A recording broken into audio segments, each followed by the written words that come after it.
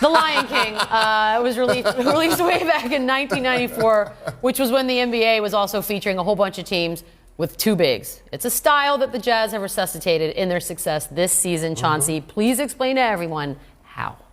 Well, the Jazz are a team, it reminds me of when I fell in love with the game. We all probably did. Positions mattered. They have a traditional 5, a traditional 4, power forward. They got a 3 guy who can defend, he can shoot the jumper.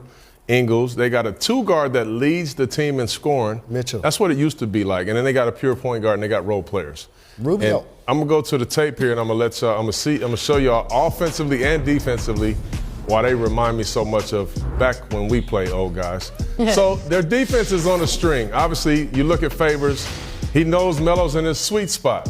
He's going to contest him. He's not going to give way. He's going to continue to fight that and not let him get the ball. Not only does he do that, he helps on Paul George's drive. The only way he can do so is if he trusts the rest of his guys to help him, because now, as we know, Carmelo is a pick and pop guy.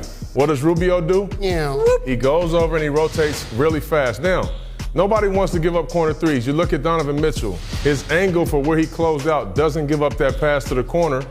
And you look at him, he just goes back home. Favors stays down. Contests, Russell doesn't give up a layup. And this is what they do better than anybody. They put 4 guys on the rebound. Why? Because Steven Adams is a monster and he's the best offensive rebounder in the game. Now, on the offensive end, we're going to watch this play. This is a drawn-up play for a handoff, but guess what? They play it very well. So now when the play breaks down, you have to just play basketball. And you watch him just play basketball. He gets the ball to Ingles at the top. Now, watch what these 2 guys do. They're going to open up the floor, give these guys some room. So as the play goes, they get into positions. Ingles does a good job of drawing 2, getting off of it quick to Favors. Now it's Favors' turn to make a play. Paul George, Grant, they're going to rotate up. What does he do?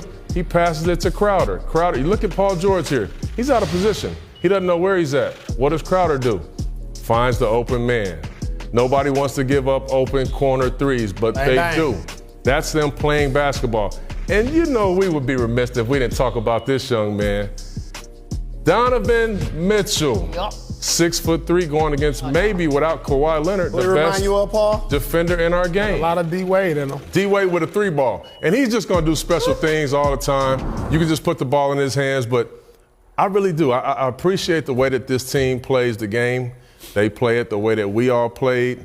And no, they're not a great team right now, but they're young. But I like where they're going. Knowledge is power. Great job, Mr. Big Shot. The one thing that I noticed as a distinction for the Utah Jazz is now teams are as tall or have the level of bulk. It's just that they're unique because their 4 and 5s don't shoot threes. So, like, when you look at the 76ers, they have tall, bulky guys, but they all shoot threes. Saric, Embiid shoot threes.